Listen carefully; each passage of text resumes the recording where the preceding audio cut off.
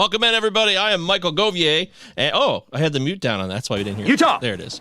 Give me two. This is a Palazzo Podcast. Benjamin Chase and Michael Govier. We do the Prospects Power Half Hour every Thursday at 5 p.m. Eastern Time.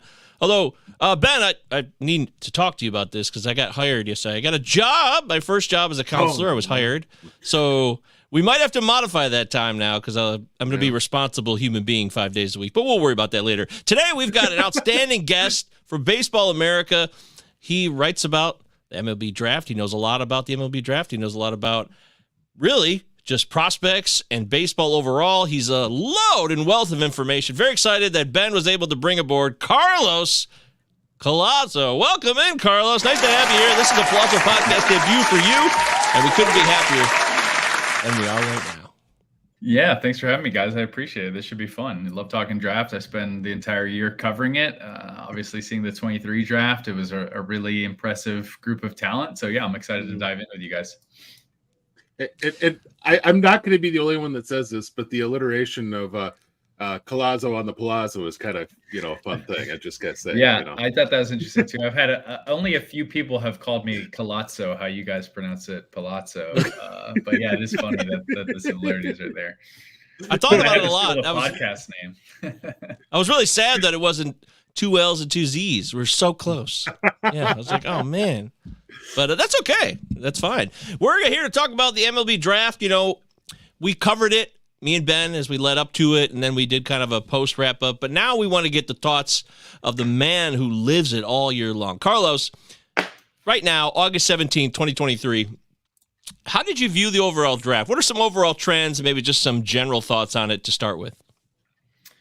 Yeah, in terms of overall trends, I mean, it was pretty college heavy. I think this is it actually is the best draft class that I've covered. So that goes back to the 2017 draft. I know we had some scouts throughout the draft cycle sort of saying that this is the best draft in maybe a decade plus. So I think it was just a very strong draft overall. There were few question marks in any specific demographic. I think maybe the two you could point to are college pitching specifically in terms of depth, because we did have good college pitching at the top of the draft, and then catcher depth. We really had 3 catchers that went early. After that, I think pretty significant drop off. Outside of those two specific demographics, I think the industry as a whole really praised the impact talent of this class, the depth of this class.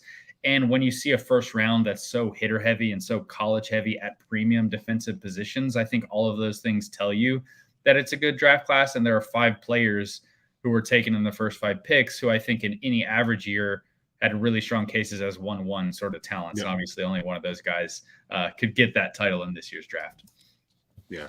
And I guess that's kind of the spot I'd like to start on this, Carlos. Is just, with that group, coming into the draft, did you have a good idea that Skeens was going to be the guy, number one? I mean, a lot of places said going straight up to that day, we just don't know which. I mean, it could be any one of these 5. Heck, there could be a guy who comes from outside of that pops in for the right money. But it seemed kind of hard to imagine someone not taking one of those top 5 in the top 5. Yeah, in terms of the draft itself, I think there was a lot of uncertainty. And like you said, all of the 5 players made a lot of sense in that number 1 spot. I mean, just a few years ago, the Pirates took a pretty significant haircut with Henry Davis 1-1. And I think this was another year where, like, if you don't feel like there's a clear-cut top talent in the draft, maybe that strategy makes sense as well, as long as you're staying in this kind of elite top 5 grouping. I didn't have much confidence in who was going on draft day. We had, I think, a few years now, I've changed my mock draft from the day before to draft day. And in every instance that I've done that, the day before mock is actually more accurate. So I had Skeens the day before, and then the night before the draft, I should say, there was a lot more Wyatt Langford chatter for whatever reason from the industry and just people that I was talking to. So I had him there in that spot, but I think Skeens, Langford, and Clark were probably the names that were being thrown around most consistently. So seeing Skeens go 1 there wasn't surprising, although to tell you I was confident he would be the pick would be a large overstatement as well. We were all kind of just waiting to see what would happen. And they've all looked great coming out. I mean, they've all kind of hit the ground running, all 5 of them, as they've gotten started in their pro career. Yeah, they really have. I mean, it's a small sample for all these guys, but I was just kind of looking into the performance before I got on here. You really can't criticize the performance of any of these players. None of them have been beyond high A at this point. I'm honestly curious to see how much Skeens is even going to throw, because he had a pretty heavy Yeah. workload with LSU, and being a college pitcher going into pro ball, that's a little bit different than the hitters. But yeah, all these guys are hitting for average. They're getting on base. They're hitting for power. Again, it's early, it's small sample sizes, but even in a small sample size, you would rather the guys be performing well than scuffling and raising questions. So just to see them kind of having a nice transition into pro ball, at least from the performance side, is really good to see, because if we just look back to 2022's draft, there are a lot of players in that class that haven't started their pro careers very solidly as well. So hopefully this keeps up for these guys, and I'm sure the teams who have selected them, their fans are going to be really excited for that to continue as well. I have to jump in because I'm in Metro Detroit, born and raised. Go Tigers. And I'm curious what you think of Max Clark and his future potential. I had conversations with a couple of different people. He's young, right? He's a high schooler. He's coming out of high school, and some said he's immature and he might not fit in terms of his personality, or that the Tigers might not be equipped, frankly, to harness the most out of his potential. I'm wondering how you see all that. Yeah, the comments about Max Clark being immature, I think you could just throw those out the window unless it's someone that has actually talked to him and knows him. I mean, Max Clark is a very famous prospect, and because of that, there are a lot of people that just don't want to like him for whatever reason. The fact that he has cameras around him consistently, the fact that he has more Instagram followers than most of the major league players in baseball right now, there are a lot of people who just don't like that for whatever reason. I got to talk to Max Clark briefly. He seemed extremely mature for his age. I've talked to people who have been around him throughout his youth career, and they have nothing but praise for his work ethic, his mentality. He embraces the spotlight. If that rubs you the wrong way, I think that's a personal problem that you're probably going to have to just take up with yourself. It's not a problem with Max specifically. People in baseball especially always lament the fact that, oh, MLB does not do a great job promoting its stars. Well, Max Clark does a great job promoting himself and promoting the game. He plays the game the right way. He's got the tools to fit in this range. Ben Badler at Baseball America, who I work with, he has long thought Max Clark was a very viable 1-1 candidate. He is super high on his tool set, on his ability to develop power in the future. So I don't take, I mean, if you're hearing that from people, I would ask them, do you know Max Clark? Have you talked to him? Like, who are you hearing this from? Otherwise, I just think like it's mostly noise. I don't even like to comment on the makeup of players because I'm not around them. I don't get to know them. I will talk to scouts about what they think, but we don't even really write about that too often because I can't tell you with any accuracy. And it's also important to remember that these are teenagers. Like these are kids who are still growing and developing. They're learning who they are. They've got a lot of life to live. I can't imagine if I was judged as harshly as some of these players who are taken out of high school, like guys like Matt Clark and maybe Walker Jenkins are. I certainly wouldn't want that. And I know I've changed quite a bit since I was 18 years old. So I think people should probably just relax about the Max Clark criticism there. Well, the more about the Tigers, though. Let's go. How about the Tigers' ability to surround him with everything he needs to flourish? Maybe not just him, but just overall commentary on the Tigers as a developmental team. I'm curious about that angle. Yeah, I think that's maybe the more interesting thing to talk about as well, because we can actually see it on the field. That's what actually matters. I think you probably would have wanted to see a little bit better returns by some of the prospects they've had at this point, although it seems like Spencer Torkelson is sort of figuring things out now. It takes time. I think they have all of the – I mean, I don't necessarily know that Detroit doesn't have what Max Clark needs. I think a lot of it is just going to be up to him to figure it out and to perform. Certainly, there are some organizations that have just developed a stellar reputation in player development overall. Not everyone can be the Dodgers or the Rays or the Braves or other teams that just seemingly pump out big league players. So if you want to be a little bit more critical about just what Detroit has done, their reputation developing players, maybe that is more warranted, but I don't think it has really much to do with Max specifically. And I also think that, especially for these top end players, I don't really know how hands-on these teams really need to be until these players fail. Like, you took them at the very top of the draft for a reason. He's got pretty elite tool set and skill set. So until he starts to struggle and really needs to get someone in his ear, either to adjust his approach or how he's going about the game or some skill that that maybe is showing itself as not being ready for whatever level he's at, I think that's when maybe you can start to get a little bit more hands-on. But until then, you took him number 3 for a reason. So I think you just let him go out, do his thing, play, see what happens. And then I guess in 3 or 4 years, we can see how well a job they did. Yeah. Joe wants to know, did Carlos pour one out for Chase Dollander after day 1? Oh, that's a really good question. I mean, it's so tough for Colorado and pitchers. I mean, if you're a pitcher, I can imagine like Colorado's just got to be near the bottom of your list because it's such a tough environment to pitch in. I can't lie and say that I wasn't a little bit disappointed because I personally love Chase Dollander. I know he didn't have the greatest draft year just compared to some of the expectations he entered the season with. I think the Rockies, I think it's smart for them to draft pitchers just because, I mean, who are the last notable free agent signings that they're able to get just given the COORS factor? I think if you're Colorado, you have to do a lot of your pitching development in-house. You have to draft and sign players as amateurs and hope to develop them so you can get some value out of them as big leaguers. It's certainly tougher for a pitcher to perform there. So I don't think it's the best landing spot for him personally. At the same time, I still very much buy into his talent. I think there's a chance for him to be the second best talented overall talent as a pitcher beyond Paul Skeens. Just watching him pitch, it's so easy. It's so smooth. And when he's on, it's 2+ pitches pretty easily. So I'm very curious to see how that one looks, how fast he gets to the big leagues and how that home park impacts him, because it just seems like it's so tough to find a pitcher that really avoids it entirely. So we'll see what happens, but I really do like the talent. All right. So Ben, please take it away here. By the way, we're live with Carlos, everybody. Please follow Carlos on what used to be known as Twitter, no longer Twitter, it's X, at Carlos A. X? We have to do that? Yeah, no, I don't want to. I call it the place formerly known as Twitter. That's Carlos A. Collazo. That's Collazo. He works at Baseball America. Make sure you follow his work there. Check it out. That's the place to be. So I guess the next question to think about for most folks is if you're looking at where, talking about this development, who are, and obviously Dollander going to Colorado, not a great spot for what you would hope he could develop into. Where are some guys that did end up in a spot that's really good for what they may develop into? Yeah, I think that's a good question too. It's fun to think about that.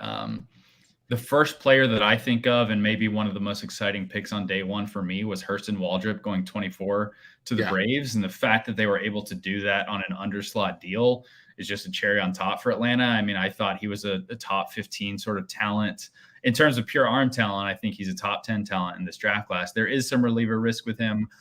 There are some command strike throwing questions that he's shown in the past. I almost view him as, this is not a perfect comp by any means, but in terms of the overall player stuff, strike throwing questions, it's almost like a college or a right-handed Shane McClanahan. And so he had some of those same reliever questions, and Tampa Bay clearly just took a shot on the pure stuff. I think Waldrop is a similar player.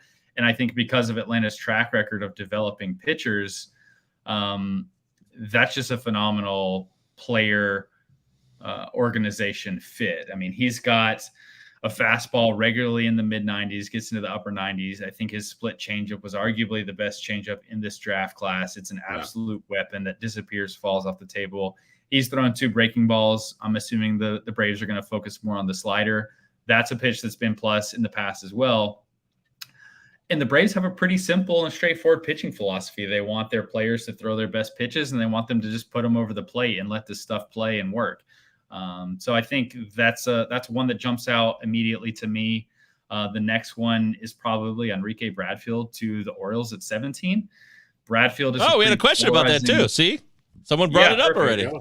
I think, great one. I think that one, Bradfield was maybe one of the most polarizing profiles in the class because he has this extreme tool set. It's 80 grade speed, 80 grade defense in center field, real questions about impact. And then he's another player who didn't really have the sort of draft year that you want to see from him.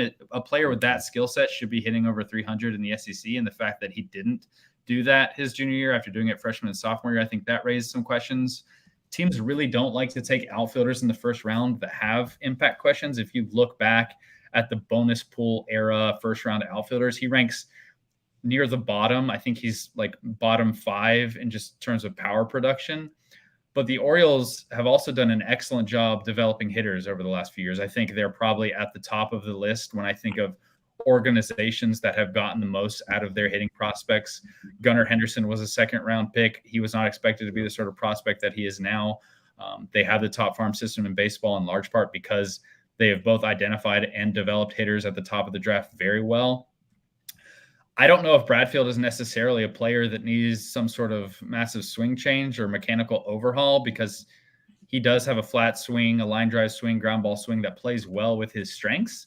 I'm hopeful that the new rules in baseball allow this profile just to be more relevant in general. But I think if I wanted Bradfield to go to any specific team, the Orioles would be high up on the list, just because they've done such a good job with hitters. And that's a player that I was maybe more skeptical of than the industry, along with a few other people at BA. And that fitting makes me a little more confident in the player, just projecting him out over the next few years. We had one other question here in the live chat, Ben. Well, you want to finish up on Bradfield? Go ahead, then we can move on to it. No, I actually was going to go a different route and just, we'll get to the question, but my other thought was, on the flip side, is there someone who really you think might have ended up in potentially a bad spot, other than Dollander, obviously, but I mean, that might have ended up in a bad spot for their future development? Well, I mean, Jacob Wilson got drafted by the A's. I can't imagine anyone wants to go play in Oakland right now, given the state of that franchise. So that's the low-hanging fruit. I mean, they're obviously an organization that has a ton of question marks.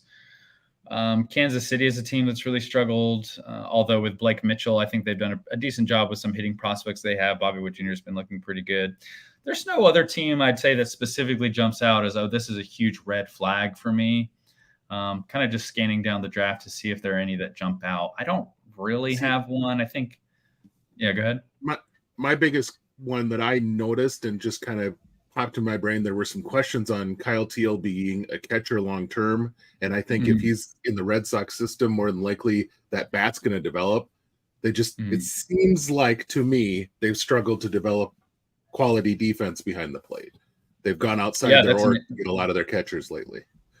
That's an interesting one. I would have to look into that more to see actually the track record of them developing defensive catchers. I am always interested in what is the scouting report of catcher defense like 2 years removed from a draft, because it seems like the correlation of pre-draft positive or negative grades with catcher defense doesn't really seem to align very well with like 2 years later. Bo Naylor was one who was a pretty good example. He was viewed as not likely to catch at the next level, or at least unlikely. And then 2 years later, he was being talked about as one of the better receivers in minor league baseball. So I think there is a pretty steep learning curve and a pretty big difference in the instruction that catchers get as amateurs compared to just a pro environment and the amount of reps that you get at the position in pro ball. Not having to go to school and focus on classes, really being able to be a student of the game of catching, I think will help Kyle Teal. What maybe will allow him to stick there longer, because I do think there is some refinement necessary. And I thought he made pretty good strides year over year as a sophomore to his junior in terms of just his pure receiving. But he might be one of the best pure athletes in this draft class. I remember watching him in high school. He played every position on the field at East Coast Pro. He's a great runner. I think he literally could go play center field. There are not a lot of catchers you could say that about. And he has plus arm strength as well. So he has the tools. He has the athletic foundation. Just where he's been trending defensively over the last year and a half, I think is encouraging. And I think I'm at a point now as a writer of prospects that I almost give catchers the benefit of the doubt, because they change so much once they get into pro ball. I think, and scouts have told me this, I think evaluating catcher defense for amateur players is one of the hardest things to do. Yeah. All right. We're live here with Carlos Collazo from, we're saying Collazo. Sorry about that. It's just so Palazzo ingrained in my head. He's live from Baseball America. Make sure you follow him, connect with him. Baseball America. MJ Govier, Big Gentle Ben on what used to be known as Twitter. Of course, Palazzo Podcast, 2 L's and 2 Z's. Utah. This is from the live chat. Was Carlos surprised the Yankees went Lombard over Stafura, given all the pre-draft rumors? Yeah, that is a great one. I think the Yankees are a team that seemingly, like, there's no secret about who they like in any given draft year. I feel like they're always picking in the 20 plus range of the draft. And really, since I've started doing mock drafts for Baseball America, I felt pretty confident in the player team links I've had with New York. Anthony Volpe was one a few years back, Spencer Jones last year. Mm-hmm. It seems like they don't really make it too much of a secret of who they like. We knew they liked Lombard as well, but there was very little chance that I was ever going to move off of Stafura there, just because missing that pick while not having Stafura, given all the hype, would be so much worse for me personally than missing by having Stafura there and them going in another direction. I just would have felt like a complete buffoon if they actually took Stafura there and I didn't have it, because we had the information. It was like one of the hottest player team links. And especially when we're talking in the 20 plus range, you don't often get super strong player team links in that range. It's more of like, there's this big grouping of players who fit here. We know they like this player. We know they might not like this player, but there's still a big grouping. And so I was a little surprised, as much as you can be surprised in that range. I think it's so wide open that we should all maybe just lower the confidence level that we have in general. But it is funny that they were so strongly linked to Stafura, and he doesn't go at that pick, even though he was available. Thomas White was another player who they were linked to. Obviously got probably more money than the Yankees would have been able to give him at that pick a few picks later. But yeah, that one was interesting. I think Lombard fits on talent in that range as well. That whole kind of second tier shortstop grouping is fascinating. It was really hard for me to separate and line up on talent just on our draft board throughout the spring. And I think you could really pick any of those shortstops and line them up in whatever order you want, just based on your preferences or your specific looks with players. It's a fun group. Interesting. So I guess, we have a lot of folks that enjoy fantasy in our audience. And, they're going to be looking at their first year player draft and looking to pick out a guy. Just last year we had Dalton Rushing, who was a, fourth round pick, right? I think he was a little earlier than that. I think he was the Dodgers' second round or second pick, something like that. But regardless, he wasn't that first round pedigree that everyone's like, okay, this is definitely a guy I need to know for, my FYPD draft. Well, by the time that season came around the next spring, you definitely wanted to make sure Rushing was in your first couple of rounds. Are there some guys that are like that really have that kind of bat first impact? I mean, we're already seeing, I'm going to screw up his name from in the Angels system, his last name. Sean L. Nolan Shanwell. Yeah. Shanwell. Yeah. He's going to make it up to make it up quick. And heck, the Angels might be going for the third year in a row where they get third draft in a row where they get the first guy to the majors. But he, to me, seems like more of I kind of put a Hal Morris, Sean Casey type of vibe as far as what he might do offensively at his best. Yeah. But as far as a fantasy guy, there's some guys. One that has caught my eye is Gino Groover, and in the Diamondback system, and he just looks like he can make contact with everything and has some power in there too. He's just not tapped into a ton of it yet. And he seems like a guy. Mac Horvath is another one I thought in real life probably is a guy who fits best at DH. He's not a bad athlete. It just doesn't seem like he's got a definite defensive home right now, but the offensive skill is really fun. Yeah, I think I would agree. I think I would agree strongly with Shanwell and Gino Groover. I think maybe we have some different opinions on Horvath, which could be interesting to get into. But I do think you're probably looking for fantasy specifically. What I think of are like those offense first corner profiles, or basically just throw the defense out of consideration. It doesn't matter as much if they're a great defender, as long as they're getting the ABs and the playing time. I think Shanwell, the fact that he's going to be a fast mover, the fact that the Angels have a track record of moving these college guys very quickly. He checked all the boxes that you want to see a player check in terms of batted ball profile and batted ball data in college. It's a great chase rate. It's a great contact rate. He hit the ball hard. I'm curious to see what the power is going to be like for both Shanwell and Groover in pro ball once they go from metal to wood. For a lot of college players, I think I'm curious about that, because the home run rates we saw in college this year were so elevated, and there were so many concerns about just hot bats in general. So all of these college players, I'm curious like what the drop off and exit velocities are going to be. There will be some drop off because you're going from metal to wood. But as long as they keep hitting the ball hard, I think they have the hitting skills in terms of pitch selection, in terms of contact ability, to be pretty well-rounded offensive players.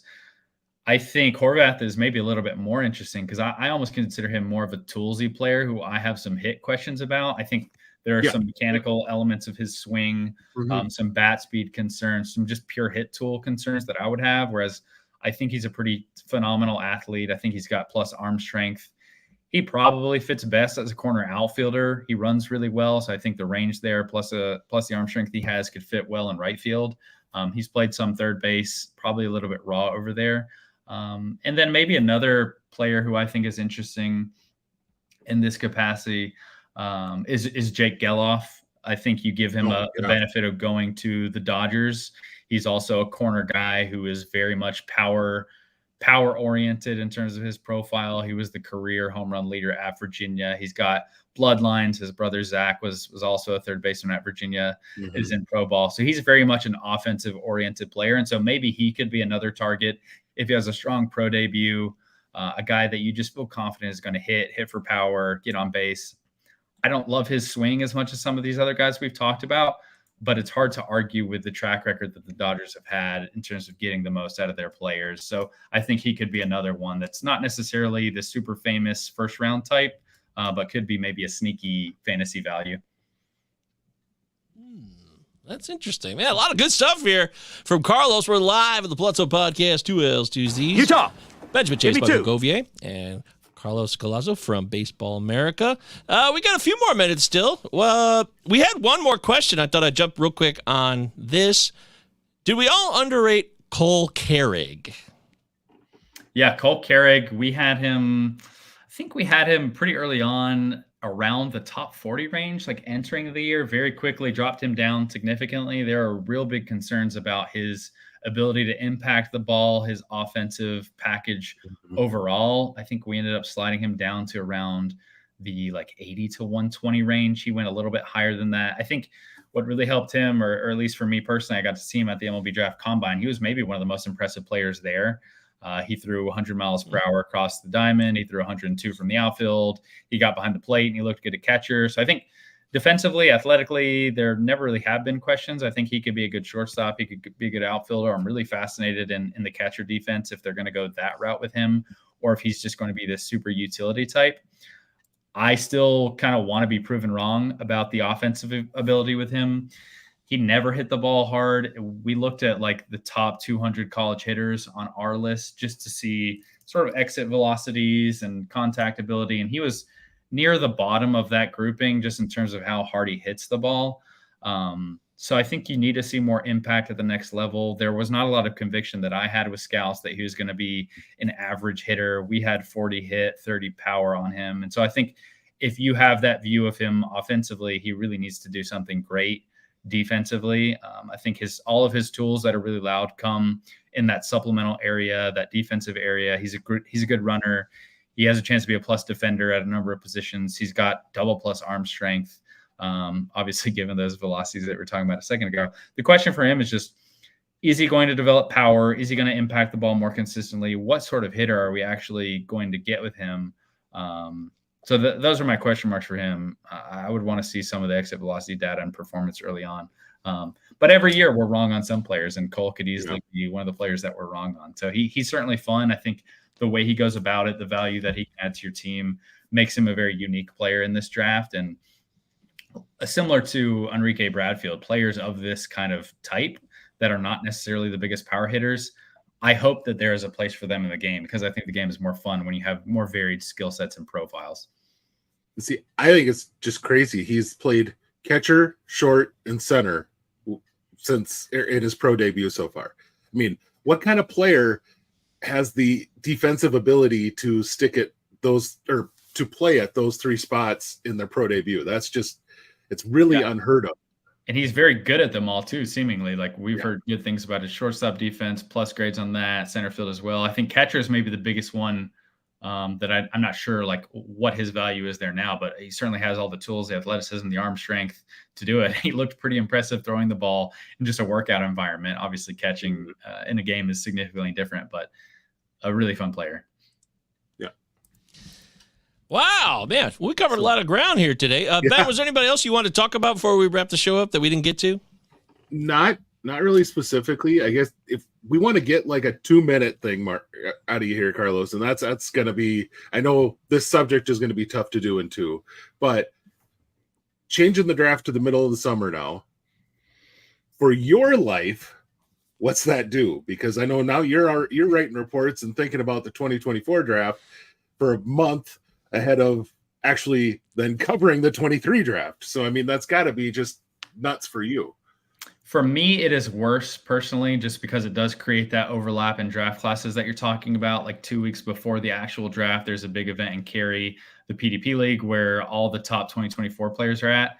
So covering that before the actual draft of that given year has happened is always a little bit disorienting. And I think it also shortens the window of the summer. So you go from the draft very quickly right into the next class, and you just have less time during that summer when there's a lot of key events, Cape Cod League, a lot of high school showcases. So it just makes the window compact, and you almost feel like the month leading up to the draft, you're doing a lot of sitting around and doing nothing. There's a benefit to that, and I think you can do more in terms of digging in deeper to a current draft class. Once you have a full college season, you can look into all the stats. You can get a little bit deeper on the players. I think our reports are more detailed and better. That's because of that timeline and because of some other tools that we have access to now. But no one who's actually involved in the draft, I think, likes this schedule. I think it is good for the players and good for the fans, because I think the draft being tied to the All-Star game is a much better event and much better product on TV. And I also think the fact that players don't have to worry about the draft while they're competing in the College World Series is very beneficial for them. And I don't expect it to change anytime soon, just based on the TV ratings that we've had since it's been tied to the All-Star game. So we'll have to deal with it. Yeah, that's been huge. I loved seeing the camera spans and seeing the crowd in Seattle this year. I just thought that, compared to when I first started watching MLB Network cover the draft, and there's, you can see the teams, and they may have picked out a half a dozen kids to 12 kids that were expected to go first round that are going to be there.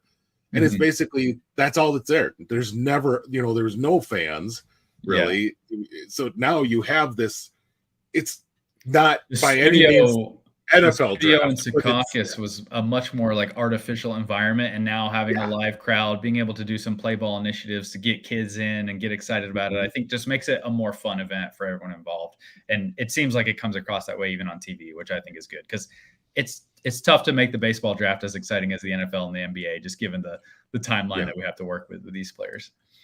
Now, I will say Rob Manfred may not think it's more fun to be in it. He can't like it. He was very tired of getting booed very quickly. And the contrast when Seattle picked and Ken Griffey came out to announce the boos that was huge. versus the cheers for Griffey. He's the commissioner. He's paid pretty well to get booed, so he'll be fine with it. Yeah. All right. Well, we want to thank Carlos Collazo for coming on here from Baseball America. Please follow him, Carlos A. Collazo, on what used to be known as Twitter. Big Gentle Ben, MJ Govier, Palazzo Podcast, 2 L's, 2 Z's. Everybody in the live chat who crushed it, thanks for bringing your questions. Thanks for interacting. Helmut wants to jump in and say, Carlos has to come back again. Awesome guest. There you go. Well, we didn't say that. I'm happy to come back anytime. Thank you guys for having me. Hell yes. Might have to get Carlos back to talk some Braves sometime.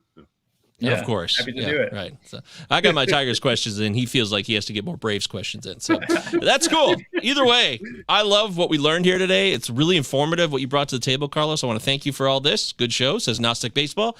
That's going to do it. In 10 minutes, I'm going to be right back with Mike Virginia for another show here on the Palazzo YouTube, Twitch, and so on. So come on back and join us for that one. But for now, thanks again. Carlos, is there anything you want to mention real quick before I leave that we didn't cover, like about what you're doing or something you want to pump out there? Not specifically. We're kind of I'm right in the mix of getting onto this 2024 draft class. So if you're a super prospect nerd and you want to know who's coming next, that can be found over at baseballamerica.com.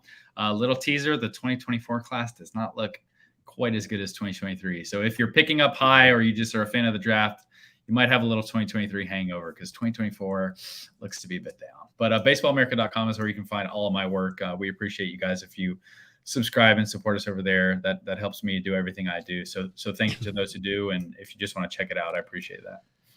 That is a honored and long-time institution. In fact, I've been playing some MVP 2005 baseball recently on my PS2 emulator, and elite game. Oh yeah, it's great. It's one of the best ever, hands down. But it has the Baseball America top 100 prospects in that game, and that was awesome. Almost 20 years ago. And it's funny who some of those names are, by the way. Because it has the icon on the player in like their player page when you pull them up in the game, and I'm like, oh God, a lot of these people just came and went.